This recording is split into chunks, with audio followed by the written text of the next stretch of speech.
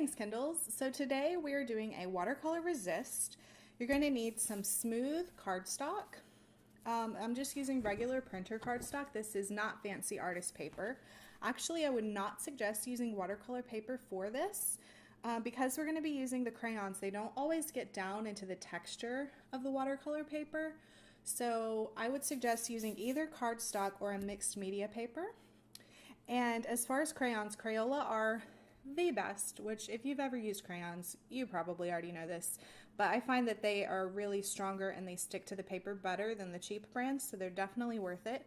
And I got a pack on sale really cheap, like 50 cents this week, because back to school is over here in America, and so a lot of the school supplies are on sale.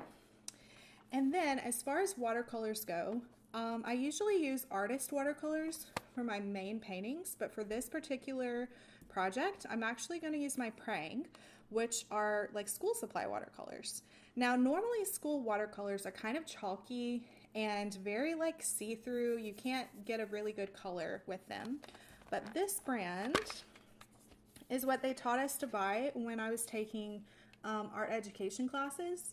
And as you can see right away when I open them up, how shiny they are. These are not like your typical school watercolors. So make sure you don't use chalky watercolors.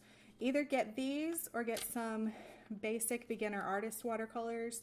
But the main thing for this is we want a really strong dark pigment. And with the artist watercolors, that can be kind of costly, needing to use that much pigment on your brush.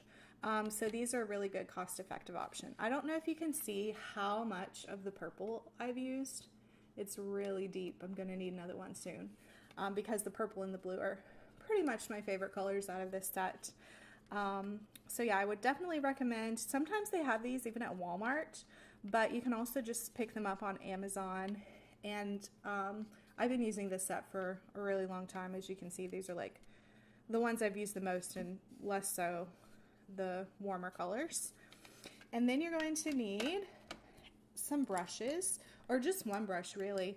So the Praying comes with a brush that's kind of like this, but it tends to shed its bristles sometimes. So I picked these up after my Praying started falling apart to try to find one of a similar shape. And then recently I found this, which I think is called a mop brush, and it's perfect for watercolor washes. So what we're doing today is definitely a wash. We're not painting detail. We're going to do detail with the crayons, and then we're going to just wash over everything. It's a very therapeutic, fun way of painting. So I'm going to use this one, but you don't need this fancy kind of brush. You can use any kind of brush you have, but you probably, like, the bigger you have, the better. If you had one of those very tiny, like, plastic bristle ones that come with the cheap watercolors, that's not really going to do you very good. So get some kind of a larger brush. And what we're going to be doing, you can pick a different topic if you want, but for the example, I'm going to be doing a watercolor resist of Vincent van Gogh's Starry Night.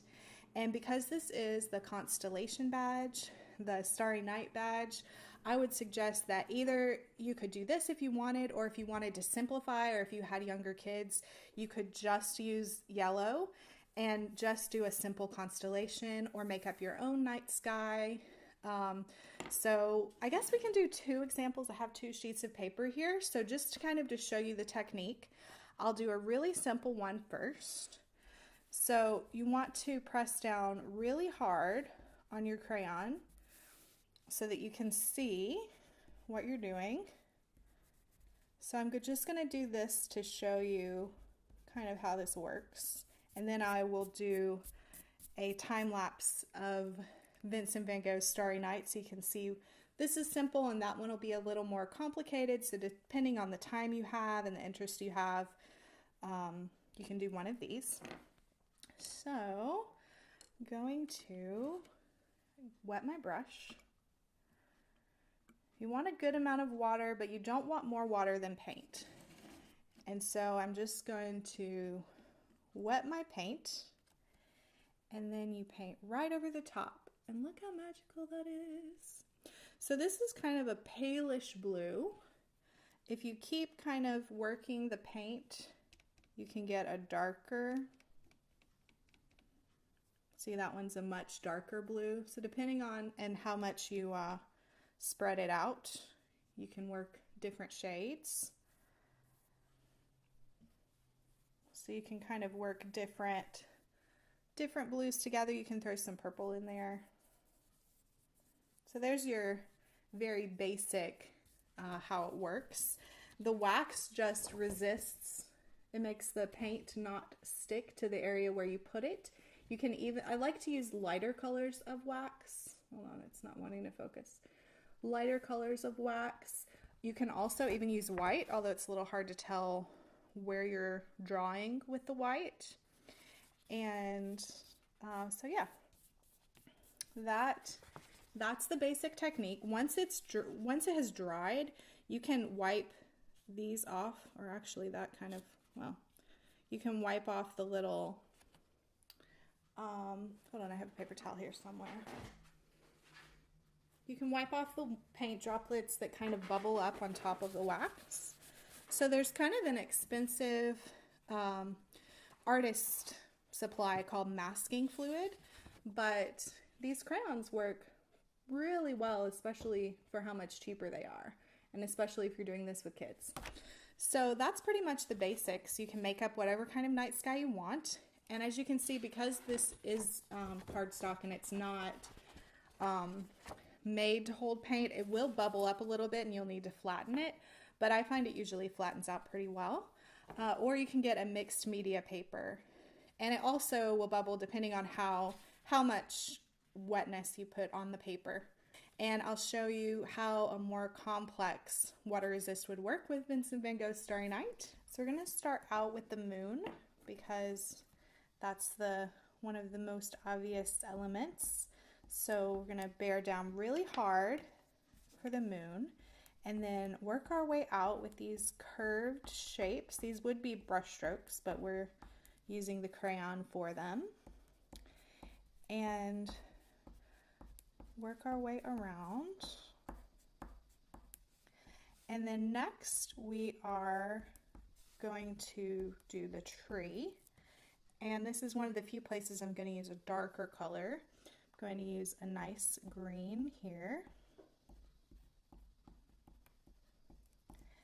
And then we're going to work on the hills. So one of the reasons that I love to use Starry Night for an example is you can just put in basic strokes with different colors to get some really good effects. And you can lengthen or shorten your lines to fit the texture of the area that you are working on. Next, I'm going to draw this church here. And some more buildings. Just basically going to draw the rooftops.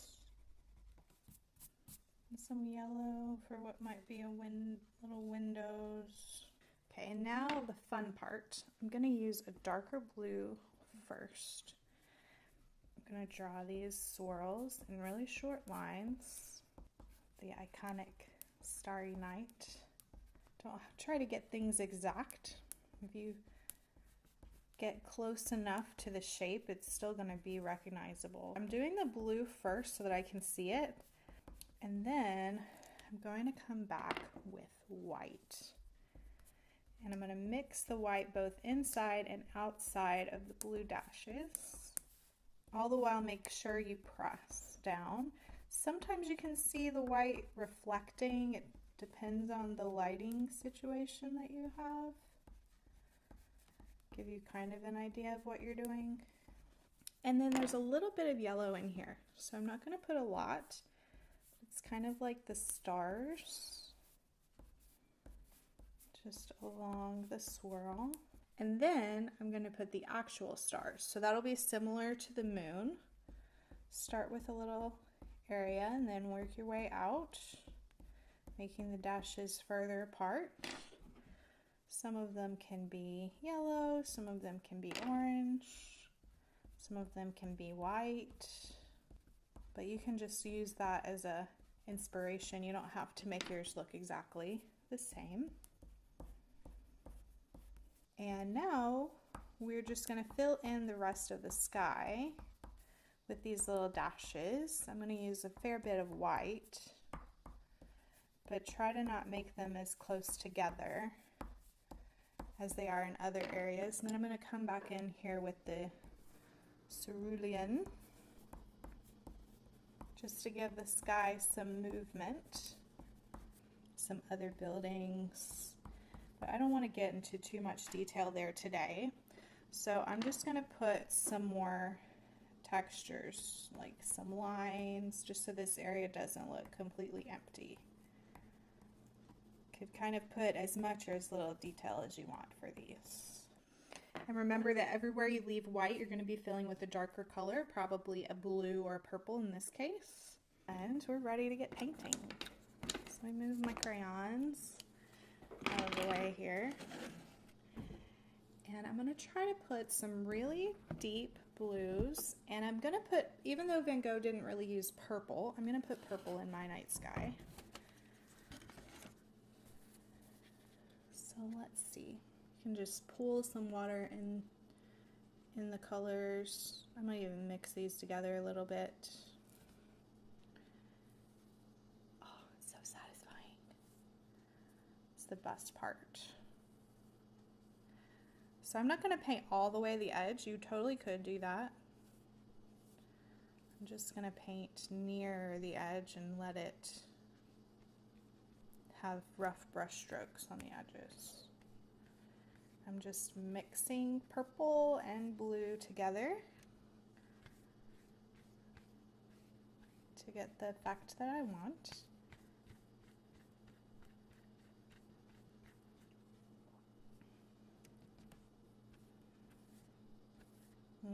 I love the Starry Night.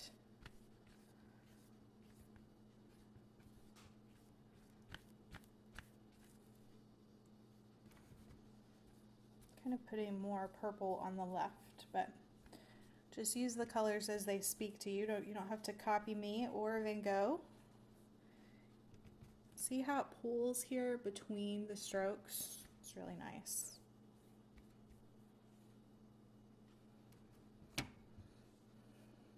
And the darker your paint is, see, oh, look at how that shows up. The darker your paint is, the more the light colors that you used will show up because of the contrast.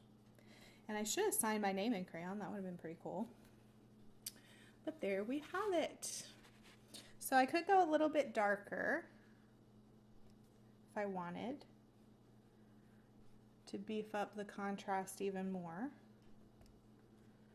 But that's pretty much how it works. And with watercolors, of course, the more water you put, the lighter it will get.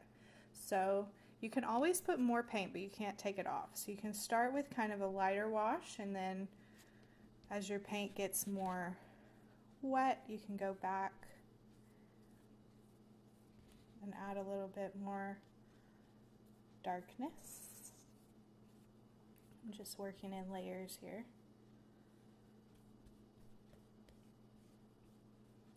So, and then once it dries, like I said, take a paper towel and you can clean up these areas where the spots are showing.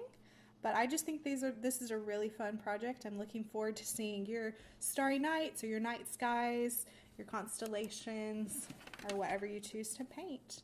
And I'll see you over in the Facebook group and on Instagram using hashtag #WeAreTheKindles.